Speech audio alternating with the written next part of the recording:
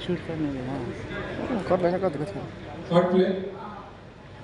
पवन सिंह के छठ गाने को लेकर कुछ बड़ी अपडेट सामने आ रही है, देख लेते हैं क्या है। लेकिन उससे पहले तो सबके गाने रिलीज हो चुके हैं। आज खेसारी लाल यादव का बाकी था, वो भी आज सुबह करीब 6 साढ़े 6 के करीब एक गाने रिलीज करके खेसारी लाल यादव भी इस लिस्ट में शामिल हो गए। लेकिन भोजपुरी इंडस्ट्री में अगर किसी गाना रिलीज नहीं हुआ है छठ वाला तो वो पवन सिंह है। और ये पहला मौका नहीं है, हमेशा पवन सिंह ऐसे ही करते हैं। लेकिन इसमें कुछ दिक्कत नहीं है, पहले भोजपुरी के अदर सिंगर बज ले, बाकी पवन सिंह का जब आता है तो वो आता ही है। इस चीज़ को लेकर पवन सिंह से एक इंटरव्यू में सवाल भी किया गया था कि फेस्टिवल के मामले में आप काफ़ी ज़्यादा पीछे रहते हैं, बहुत लेट से गाना आता है। इसमें पवन सिंह ने बोला था कि पहले नए सिंगर्स को जानबूझकर मौका दिया जाता है कि वो पहले बज लें, बाकी जब पवन सिंह आएगा तो थोड़ा सा बजना मुश्किल होता है बाकी अदर सिंगर्स का। तो वही रीज़न होता है पवन सिंह का गाना लेट से आने का। और ऐसा नहीं है कि गाना आएगा नहीं, एक बार याद होगा आज से 4-5 साल पहले जब पवन सिंह अपने फिल्म की शूटिंग लंदन में कर रहे थे, उस समय भी लिपसिंग करके पवन सिंह ने एक वीडियो बनाकर भेजा था अपने फैंस के लिए। तो उस सीजन भी एक ही गाना रिलीज़ हुआ था और सुनने में आ रहा है कि इस साल भी एक ही गाना रिलीज किया जाएगा। अब देखो चांस है कि माँ अम्बा फिल्म भक्ति से रिलीज हो जाए, और अगर उससे रिलीज नहीं होता है तो पवन सिंह ऑफिशियल चैनल से रिलीज किया जाएगा। क्योंकि बहुत समय हो गया ऑफिशियल चैनल से भी कोई गाना नहीं है, तो उस चैनल को भी आगे बढ़ाना है, तो मे भी उस चैनल से रिलीज हो सकता है। बाकी रही गाने की अपडेट, तो गाने का सब चीज़ फाइनल हो चुका है। बस पवन सिंह ने उस गाने में अपना आवाज़ नहीं दिया है और एक दिन तो लगेगा शूटिंग होने में,